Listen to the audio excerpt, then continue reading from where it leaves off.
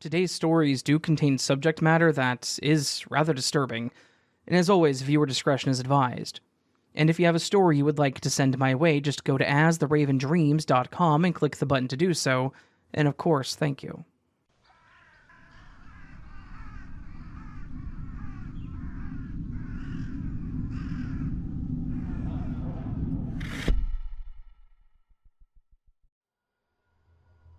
This was something that happened when I was driving across the state to visit and reconnect with an old friend. I was doing the driving by myself, which I had only ever done one other time. This meant that I would have to keep myself entertained as I made the 9-hour drive. I packed myself plenty of snacks and drinks so that I wouldn't have to stop, which worked out for most of the trip.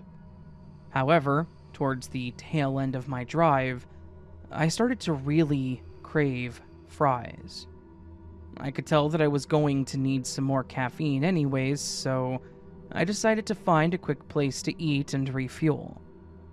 I stopped at a fast food chain that was popular in the Midwest to grab something to eat and a soda. It wasn't busy when I arrived, but there were a few people sitting in the lobby and eating, and I saw a few workers behind the counter. I approached as I normally do, greeting the person at the register, but I noticed immediately that they did not look to be in a good mood. In fact, they looked pretty irritated. I hoped it wasn't because of me, so I tried to be as nice as possible. I was working retail at the time, so I completely understood how bad some days could get working with the public. The man at the counter quickly said in a hurried manner, "What can I get you?" So I started giving my order, and when he was repeating it, he stumbled over his words and then also said the wrong item. I politely corrected it, which made him look down, and he started jamming buttons with his finger, and then loudly sighed and apologized. I giggled slightly and told him that it wasn't a big deal and was trying to be nice. I told him that I appreciated him repeating back the order for reasons just like that. It's amazing how far a little kindness can go. He then sighed again and told me that he was just having a bad day. I apologized, told him that it was okay though, and that we were all allowed to have our bad days. Apparently, this was enough for him to give me a quick synopsis of everything that he was dealing with, which was definitely a lot for one person, and I just tried to be polite. This all was happening while I paid and stood there with my receipt for a moment. After a few minutes and our conversation winding down, he said that he appreciated me listening to him rant, and that he would bring me my food so I could go sit down. I said thank you and went and found a seat. I sat at one of those bar tables with the stools that faced towards the parking lot, with my back to the counter. Enough time passed for me to text my friend to let them know where I was at, and respond to a few other messages, when the same guy brought over the tray with my food. I thanked him, and he walked away, so I just began enjoying my meal. I was probably about halfway through it when I heard a familiar voice approach my spot from the side and say hi to me. It was that same guy. He asked if he could sit with me for a moment while he was on break. I did think it was a little weird, but I wasn't going to be there much longer, so I told him that it was fine. That is when the guy just unloaded. He was talking about how he was stressed because his car broke down. He thought his girlfriend was going to leave him.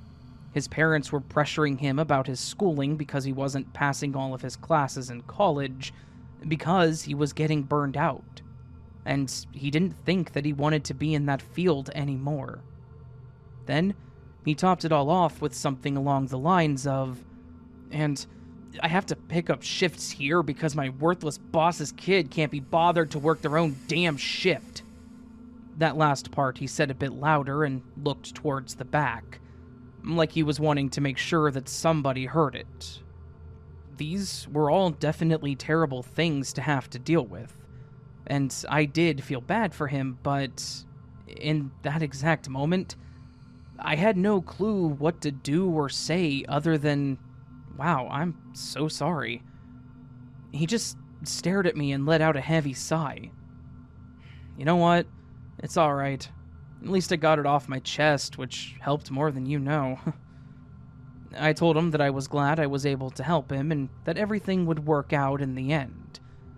He then stood up and thanked me and asked me for my name. Hell, I didn't even live in that state, and I would probably never see him again, so I told him honestly what it was. He told me his name, which I think was something like Mac or Mark, something like that. Then he walked back to the kitchen. I had a small moment at that point thinking, well, that was something. And I went back to my meal, preparing to call my friend when I left to tell them about it. I was just about finished, but was distracted doing something on my phone when I heard someone from behind me shouting, which startled me. I just heard someone shout, "Shut the up!" I turned around to see Mark and who I assumed to be the manager, because they had on a different colored shirt, standing in the kitchen. The manager had his hand up in a manner like he was shrugging, while Mark was throwing his hands around angrily. The manager was talking a lot quieter, as I could only hear Mark shouting. It's now gotten the attention of the others in the lobby and the two other workers on the other side of the kitchen, and after a short conversation between the two, I heard Mark grab something to his right, and before I could blink, he had swung it at the manager. The next thing I remember was hearing the agonizing screams coming from the manager, while the two workers on the other side are also now yelling at Mark. I quickly got up and ran over to the counter where I saw the horrifying scene. Mark was now on top of the manager and swinging this hot fry basket at his face. I was frozen in place. I knew what I needed to do, which was call 911, but I couldn't move. I just stood there horrified by the situation unfolding in front of me. I finally did come to my senses when one of the other employees jumped on Mark and was fighting to get him off of the manager. I went back to my seat to grab my phone and called 911, and thankfully they were able to get my location because I barely knew where I was. They asked me to stay there so that they could talk to me, so I had to stay there even longer to wait for them. A couple other customers had run out the door while one of them tried helping the manager by applying cool towels to their face and arms. Somehow, he was still conscious, or had regained consciousness, but his moans of pain, I will never forget that. To this day, they still haunt me. Meanwhile, after the other employees got him off the manager, Mark ran towards the back and I didn't see him again. I wanted to do something, but I was scared that he may come back out and try to do something again to all of us standing there with him. I just stood by the door hoping to see the cops or an ambulance soon. After what felt like an eternity, they did finally show up. The cops went in first and immediately went to the back, and then the EMTs came in and started caring for the manager. I then had to tell them everything that I saw, as well as everyone else that was still there. Apparently there was another exit out the back, and Mark had left through it, and he was long gone. Unfortunately, I wish that I could tell you more about this, but that was pretty much it. After all that, and I was given permission to leave, I got sick and then called my friend from my car, now shaking and crying. I explained everything to them, and when we couldn't talk anymore, I called my sister and told her. There was no way that I could finish this drive by myself with my own thoughts. I definitely needed a distraction.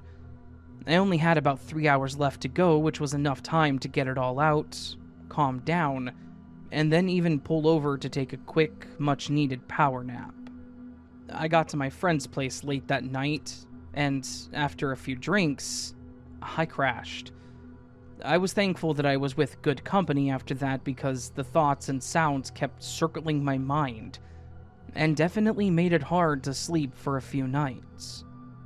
I have no idea the conditions of the manager or if the Mark guy was ever caught, but I just hope that both of them got the right help they desperately needed.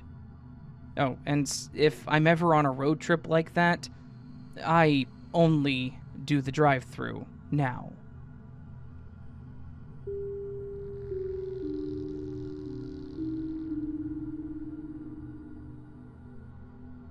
Hey everyone. Longtime lurker in this group, never posted because I've never really had anything that I thought was worth sharing. I've read a lot of stories here, and I honestly never thought that I was going to, one day, make a post. Yet, here we are. Sure, we've had our share of creeps at my work, but this one was far above and beyond everything else. This happened only a couple of weeks ago, so the memory is still fresh in my mind, and honestly, I'm still a bit creeped out by it. I was working the night shift at my McBurgers, and yes, I'm calling it that because I don't want the real restaurant to see this and try to shut me down, and it seemed like a pretty normal night. To give some context, the McBurgers that I work at isn't in the best part of town. We've had our fair share of weird people and bizarre things happen, but honestly, it kind of feels like the people with ill intent just leave our store alone. It's almost like our McBurger is a safe haven for them, so they know not to do the crazy things there. Like, we get the types that kind of look like they're going to commit a robbery, but they just order a burger and leave. And then, wherever they go afterwards is who they hit. Well, unfortunately, on this night, we got a taste of the crazy. It was around 2 a.m., and we were mostly empty. I was manning the drive-thru window and doing some sweeping in the back area, when we weren't getting any cars, that is. Kevin, one of my coworkers, was manning the front, but due to lack of traffic, he was doing some cleaning up on the line and the other parts. After a bit of this, we heard the door open, and Kevin wrapped up what he was doing to head up to the front to greet the customer. I watched him go up and look around and then come back saying that there was no one there and shrugging it off. He went back to cleaning. About 5 minutes later, I looked up and told him that he had a customer, because there was a man standing up at the front. He looked a bit messed up, is the best way to put it. Not like dirty or anything, just a bit like he was stressing out. He was wearing a nicer button-down shirt and a decent pair of slacks, but they were, for lack of a better way to put it, again, just messed up. His pants were unbuttoned, but his belt was holding them up. His hair looked like he'd been pulling it out. His shirt was halfway unbuttoned, and his tie was still tied around his neck, but was halfway unknotted. He looked like he could have been a VP for a company that had just closed its doors for the last time, if that makes sense. The man just stood there at the counter looking at nothing in particular, like he was just spacing out. And Kevin asked if he could take the man's order, and the man just stared at him with that same blank expression. The man kept his eyes focused on Kevin, not saying a word, and after a few moments of staring and Kevin trying to get him to say something, waving his hand in front of his face and looking back at me like, is this guy okay? The guy just straight up screams, "Hey!" straight at Kevin.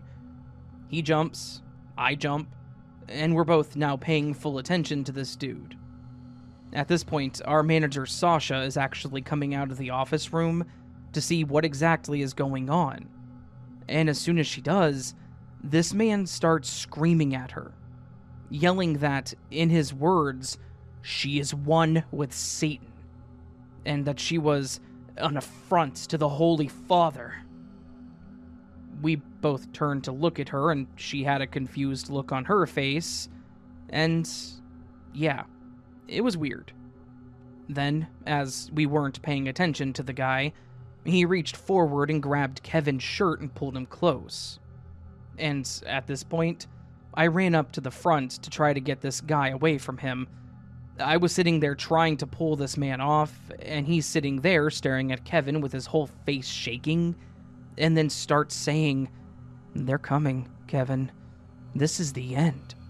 This is how all things end."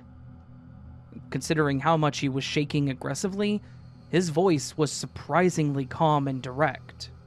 At this point, he started trying to pull Kevin over the counter, and I was struggling to get this guy off of Kevin. Thankfully, Sasha was already in the back and calling the police. As I'm trying to pry the man off Kevin, he began shouting about how they were here and we needed to leave. Thankfully, the police arrived damn near immediately. My guess is that they were already patrolling the area and were just waiting for something to happen. The two officers managed to restrain the man and get his hands in cuffs. As they led him away, he continued to rant about some impending doom. The whole ordeal was over in a matter of minutes, but we were all in a pretty confused state of panic. After the police left, we all tried to get back to work, and when Kevin went to clean the restroom, he found a weird symbol that was scratched into the wall. Not the stall, but the actual paint on the drywall. The only way that I can describe it is like a summoning circle from Supernatural. Obviously, we have no idea why he carved it into the wall before going psychotic on Kevin, but at least we knew what he was doing between the time he walked in and we saw him. This left us all a bit shaken, but we did our best to just go back to our mundane jobs until the shift was over. Kevin did end up putting in his 2 weeks not too long after this, and he actually just had his last shift. He said that he didn't really want to quit, but he keeps getting this weird feeling that the guy is going to come back, and it was bothering him enough to leave. I get it, and I don't blame him. It was definitely a terrifying moment, and the fact that this guy paid way more attention to Kevin probably didn't help.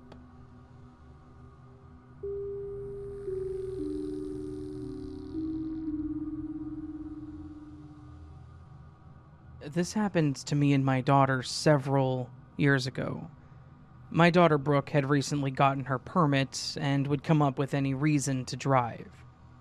I didn't hate it though, as she was always willing to run to the grocery store when I needed something for dinner or picking her little brother up from school, so it was definitely helpful.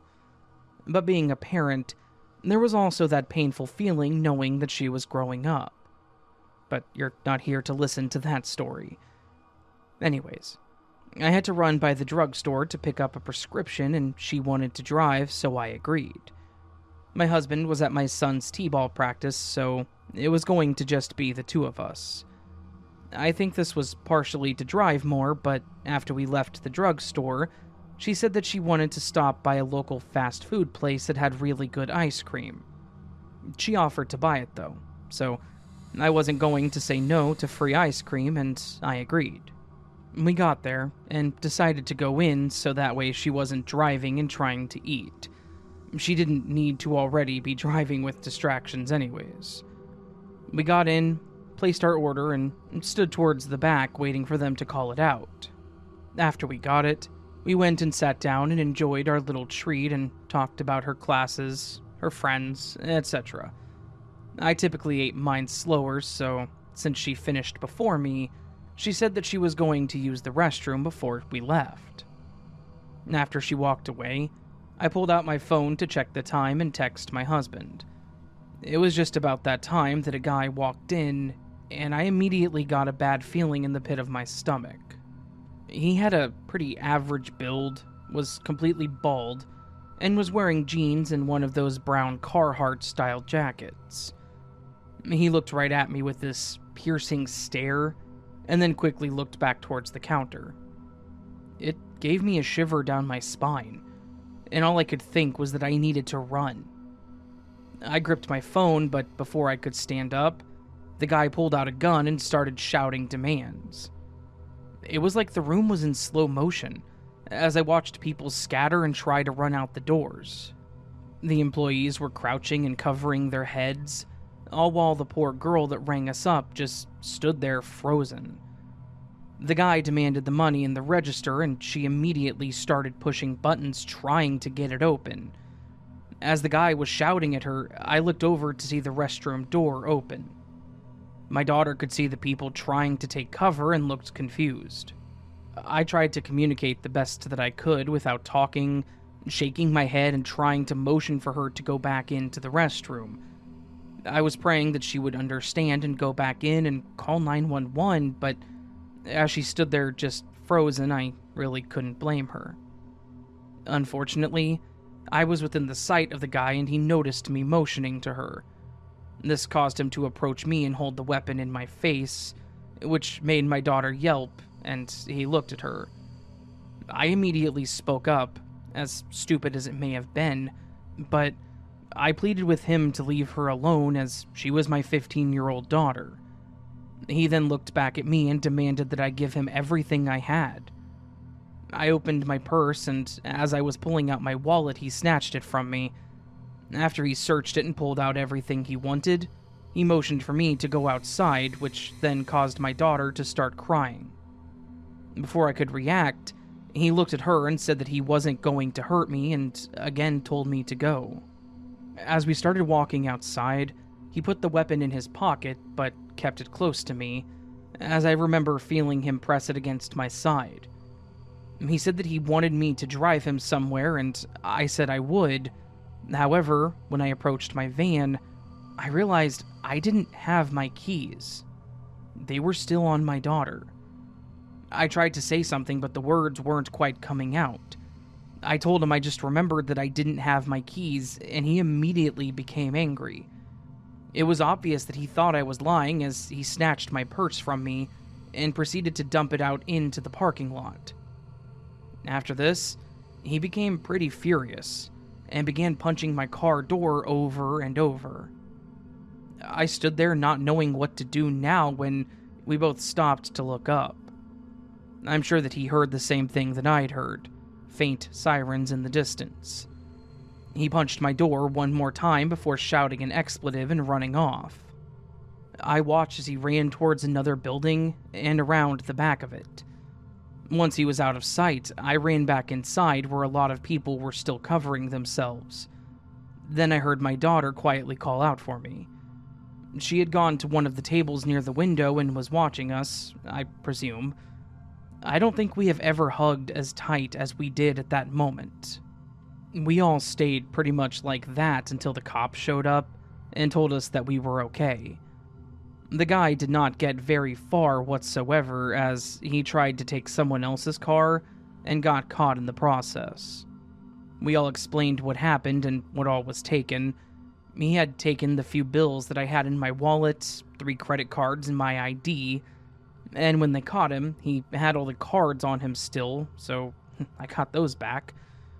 I was glad to not have to replace my ID, but even more grateful that no one was hurt.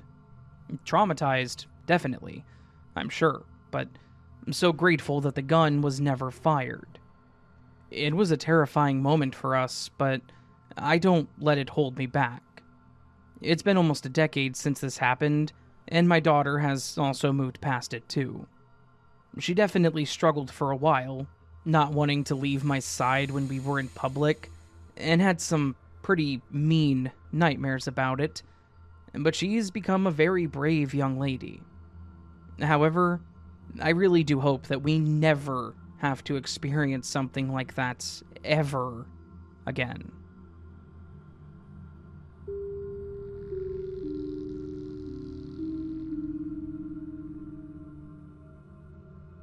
One of my first jobs was working at a fast food place that, I'll just say, was famous for serving tacos. For what it's worth, it wasn't the worst thing, but I definitely would not choose to go back. I'd had my share of ungrateful customers, unnecessary messes left behind by them, and, well, much more.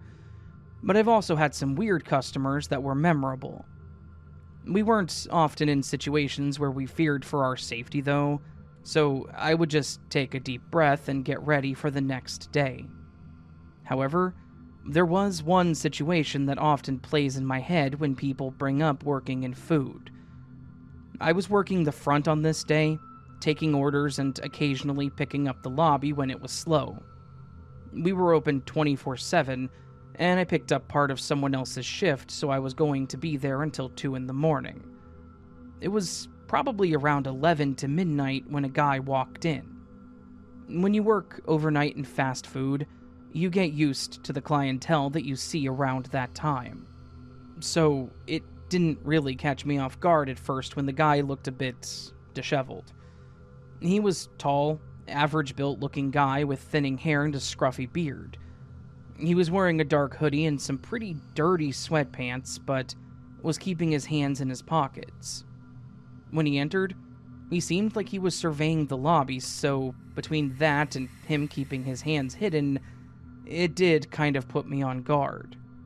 We had never been robbed before, but we did go through training on how to handle them if one were to occur. I was hoping that I was just being way too judgmental, and I still greeted him with a smile. I asked him what I could get for him, and he just stared at the menu with his eyes glazed over. I kept looking around the area, in a worst-case scenario kind of way, to determine my escape routes or possible weapons. I backed up a bit, trying to play it off like I was looking for something, when the guy finally spoke in a soft and calm voice. "I'm not gonna hurt you." After that, I definitely felt stupid. I felt bad for assuming this guy's intentions and tried to play it off like I was cool, though. I said with a bit of a laugh something like, "Oh, what? Oh, nah, you're fine, man. I was just looking for the broom. Just let me know if you have any questions. No rush."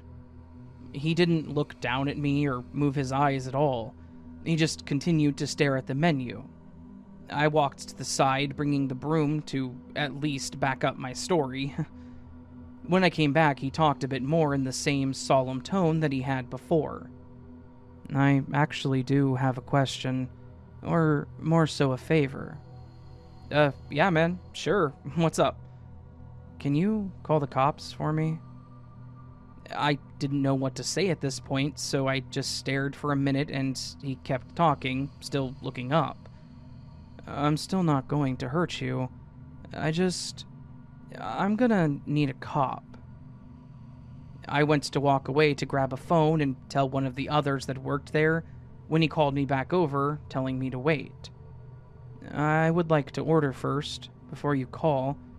You guys make the best quesadillas." Not knowing what else to do other than what he asked, I placed his order, and he pulled out a wad of cash from his pocket with a shaking hand. I actually told him not to worry about it, and he thanked me and put it back in his pocket. He then walked over to a nearby table and sat down as he looked at the table. After his order was done, I brought it over to him, and he told me that I could go ahead and call the cops now, and then began to eat his food. I then walked to the back and called the cops. That was a confusing call, and they didn't seem to take me seriously at first either. I told them everything that I knew. I explained the guy's demeanor, what he looked like, and said that he appeared to be unarmed, but he had asked me to call the cops and I had no idea why. They then said that they would send a unit our way, though. At this point, I had already told the other 2 people working that night what was going on, and one of them overheard part of it. We all stayed in the back trying to come up with things in our heads as to why he may have done this. When the cops did finally show up, the man stood up, threw away his trash, and before walking towards the cops, he walked back over to me, and for the first time that night, he looked me in the eyes. He then reached out, shook my hand, and thanked me. He walked over to the police, and they walked him out of the building. We all thought that that was weird, but just left it at that, as nothing else really happened. That is, until about an hour later, we had a different officer come in wanting to ask us more questions. He was asking very specifically what all the guys said and did, and if we even knew which way he came from. I didn't see him pull up or what he was driving, but there were no cars in the parking lot that night other than our own. so he could have walked there. All I remembered was that he did not exist prior to opening the door, so I don't think we were much help. He then left, and again, we heard nothing else of it. It wasn't until a few days later when there was a story on TV that caught my attention. They were making light of it and mentioned something about murder making you hungry? Or something to that effect. Anyways, they had mentioned that a man turned himself in after bludgeoning his father to death, but not before he stopped for dinner. I looked up more information on it and got some more clarification, but it certainly did not make me feel any better about the situation. It showed the mugshot of the guy, which confirmed it was the same one that came in that night. It was reported that he turned himself in after he had beaten his dad to death that evening. He said that he knew he had to turn himself in, but he hadn't eaten and wanted one last meal of his choice. And, based on the area that they listed for when this took place, this man probably walked about 4 miles to get to my exact store. I assumed that he walked because, again, there were no cars in our parking lot. I just thought to myself, why us? Why our store? But I guess he did say that he did enjoy the food at our location, and it would have been the closest one to him. The thought that I was talking to a man and gave him a free meal just hours after he had killed someone, it terrified me, and it made me feel pretty awful. Well, to be honest, it gave me mixed feelings. I was terrified, and my first thought was that my reaction that night was warranted. This guy could have easily hurt me too, but he didn't. But when I gave him the free meal and when he shook my hand, he seemed genuinely thankful. By the look in his eyes, I thought he had just had one hell of a day, or maybe even life, and appreciated the generosity shown. I'm still not 100% sure on the details. I've looked around at different news articles trying to find others that may have known the guy, but all I've found has pretty much been hearsay. I heard some people say that he was abused by his father, and that he just couldn't take it anymore. I heard that he was using drugs and may have snapped or hallucinated and attacked him. I've heard some pretty wild things, but I can't say for sure. All I know is that after that experience, I appreciate life a bit more and understand just how fragile it can be.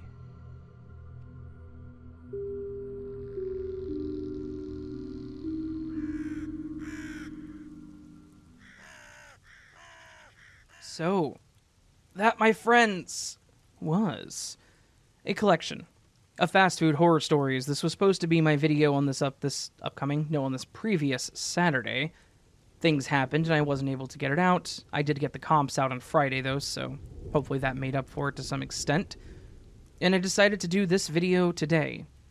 Maybe a little shocked on this, those of you who've been around for a while, because this is a Tuesday video, which is a rarity, to be honest with you.